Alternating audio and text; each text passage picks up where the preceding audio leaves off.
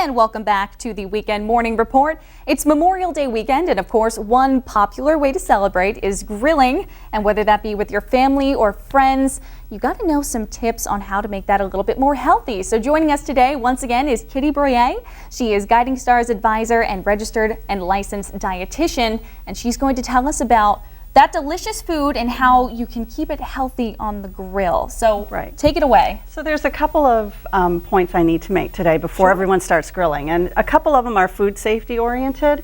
And so the first one is basically to clean it up. Cross-contamination is a huge problem for grilling. Everyone thinks about the mayonnaise-based salad as the place where they would get food poisoning, but really cross-contamination when bacteria is transferred from one food to another is a problem. So use separate utensils, wash your hands in between cooking or prepping meat and veggies, and also use separate cutting boards. So have a tongs for inside and a tongs for outside. That's basically how you do it. So the second thing would be when you're going to marinate something, I tend to use a bag.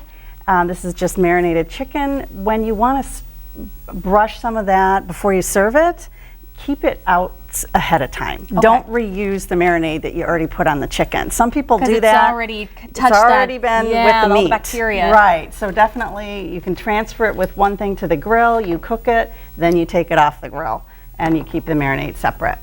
The second point is to heat it all up enough. And that is basically about the grill itself.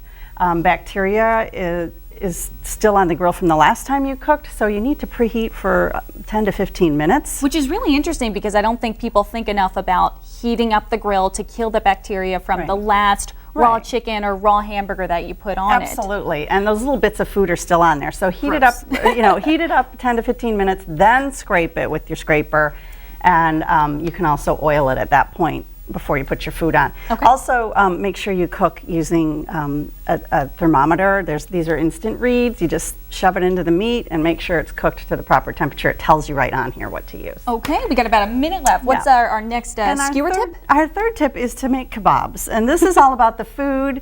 Basically, there's life beyond burgers and dogs, and a lot of people forget and they get in that rut. And we're talking about hot dogs. Yeah, right. Of course. There's life beyond that. So try to embrace some fish and some vegetables, some seafood. You can put your fish, like a piece of salmon or swordfish or whatever, on these little grilling trays and set that right on the grill. Then it won't stick. You don't have to worry about trying to scrape it off the grates. Excellent. But I like the kebab, and it's easy. You just put the seafood on separately from your veggies usually because they cook at different times. Keep everything compartmentalized. And you've got you've actually got another way that people can learn. You have a seminar coming up? Right. Guiding Stars has a free webinar for people. The public can join.